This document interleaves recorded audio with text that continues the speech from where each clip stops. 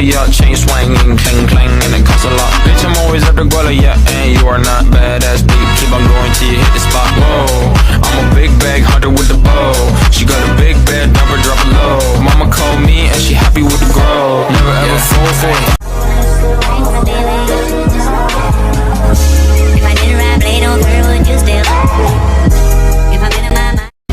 Halo guys, Jadi di sini kita mau menjelaskan tentang kerajaan Tarumanegara. selamat menonton.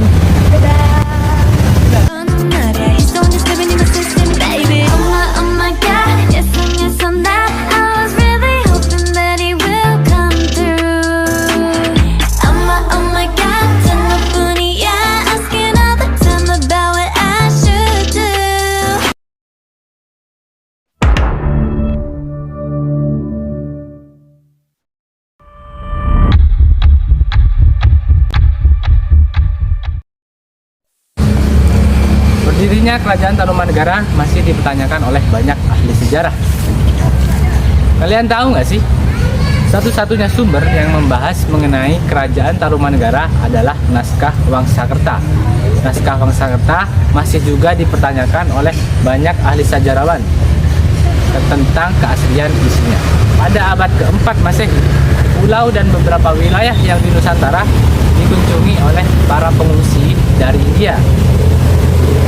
Karena akibat peperangan yang besar di sana, para pengungsi dari India itu umumnya berasal dari kerajaan Pallava dan Calankayana yang ada di India.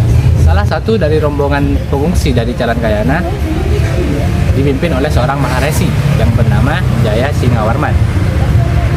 Setelah mendapatkan persetujuan dari kerajaan yang berkuasa di Barat Jawa, yaitu Dewa Warman 8, maka Jaya Singawarman mendirikan sebuah pemukiman baru di dekat Sungai Citarum. Pemukiman tersebut diberi nama Tarumadesya atau Desa Taruma. 10 tahun berlalu, desa ini banyak didatangi oleh penduduk dari desa lain, sehingga Tarumadesya semakin besar. Akhirnya, wilayah dari setingkat desa berkembang menjadi setingkat kota. Semakin hari, perkembangan dari Tarumadesya semakin pesat. Oleh karena itulah, Jaya Singawarman kemudian membentuk kerajaan yang bernama Tarumanagara. Jaya Singawarman, dia adalah pendiri kerajaan Tarumanegara sekaligus raja pertama kerajaan Tarumanegara. Dia memerintah antara 358 sampai 382 Masehi. Dia adalah Maharesi dari Calankayana di India yang mengungsi ke Nusantara karena daerahnya ditaklukkan oleh Maharaja Samudragupta dari kerajaan Magadha. Dharmayawarman adalah raja kedua kerajaan Tarumanegara yang memerintah antara 382 sampai 395 Masehi. Ia adalah anak dari Raja Singawarman. Yang ketiga, Purnawarman. Purnawarman adalah raja ketiga kerajaan Tarumanegara yang memerintah antara 395 sampai 434 Masehi. Purnawarman membangun ibu kota kerajaan baru yang terletak di dekat pantai dan menamainya Sundapura. Yang keempat, Suryawarman. Suryawarman adalah raja ketujuh kerajaan Tarumanegara yang memerintah antara 535 sampai 561 Masehi.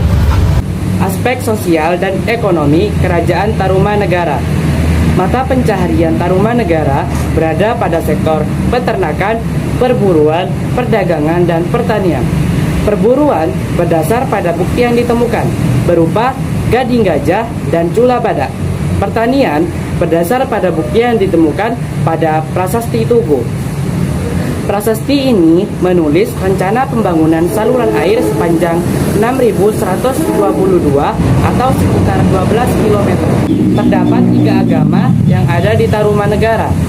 Ada Hindu, Buddha, dan suatu sistem kepercayaan yang belum jelas namanya. Aspek kebudayaan Kerajaan Tarumanegara. Kerajaan Tarumanegara sudah memiliki kebudayaan yang baik, terbukti dari penggalian sungai yang digunakan untuk penanggulangan banjir dan digunakan sebagai sarana pengaliran dalam bidang pertanian dan peternakan. Bisa dilihat juga dari teknik penulisan huruf-huruf pada prasasti yang ditemukan.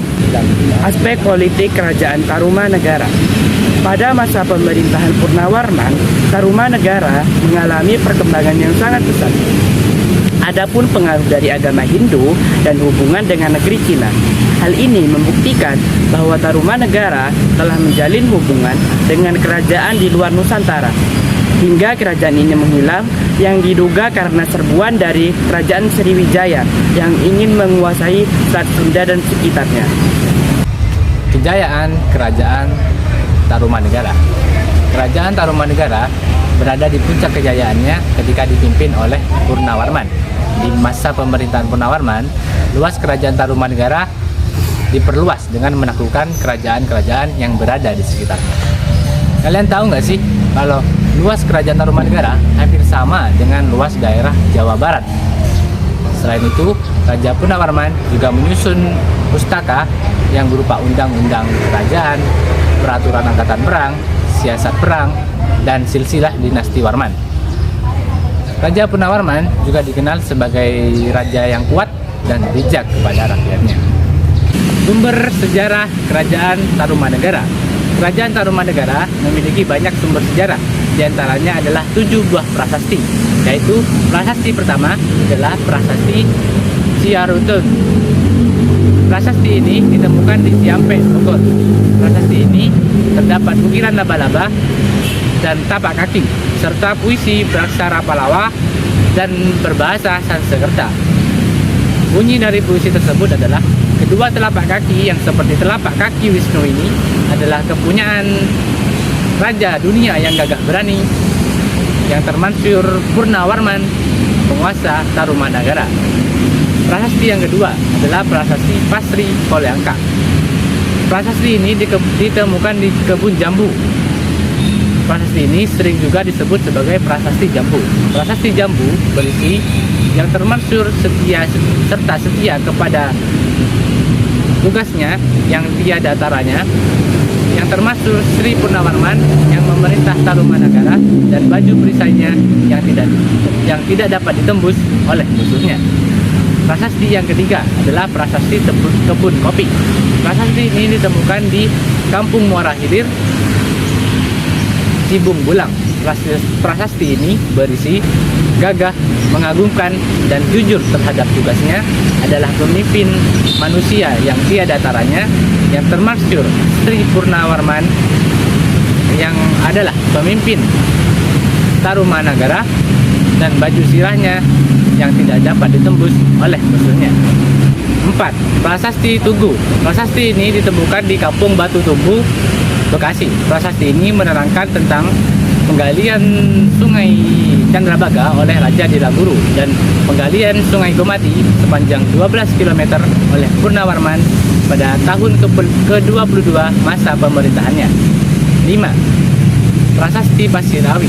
Prasasti Pasirawi terletak di lereng selatan Bukit Rawi, di kawasan perbukitan di Cipamingkis di Kabupaten Bogor. 6. Prasasti Muara Cianten terletak di dekat Sungai Cisadane, dekat Muara Cianten, yang dahulu dikenal sebagai Prasasti Pasir Muara. 7. Adalah prasasti terakhir, yaitu Prasasti Sidang Hyang atau Lebak. Ditemukan di Kampung Lebak di pinggir Sungai Sidang Hyang, Pandeglang, Banten. Isi dari prasasti tersebut adalah, inilah tanda keperwiraan, keagungan, dan keberanian yang sesungguh-sungguhnya dari Raja Dunia yang mulia Purnawarman, yang menjadi panji sekalian raja. Keruntuhan Kerajaan Tarumanegara. Raja ke-12 hingga Warman memiliki 2 orang putri. Putri pertamanya yaitu Dewi Manasih menikah dengan Tarusbawa, dan putri keduanya Soba Kencana diperisti Dabutah yang Sri Jayanasa, yaitu pendiri Kerajaan Sriwijaya.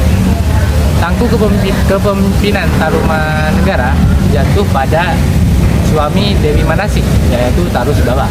Pada pemerintahan Tarusbawa, pusat pemerintahan Tarumanegara ke kerajaannya sendiri, yaitu Kerajaan Sunda, Kerajaan Bawahan Tarumanegara.